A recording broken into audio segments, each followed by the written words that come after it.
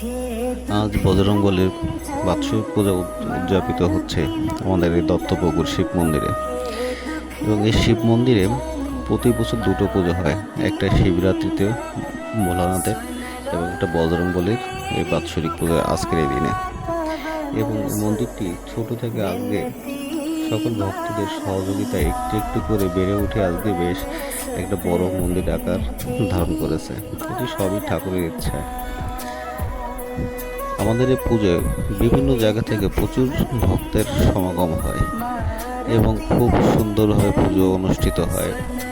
নানা জায়গা থেকে নানা লোকজন আসে, তাদের সহযোগিতায় আজকে এই পুজোটি খুব সুন্দরভাবে সম্পন্ন হচ্ছে। এবং পুজো শেষে ভক্তদের প্রসাদের ব্যবস্থা করা হয়। প্রচুর লোক বিভিন্ন জায়গা থেকে এসে প্রসাদ গ্রহণ করে। জয় বজরং বলী।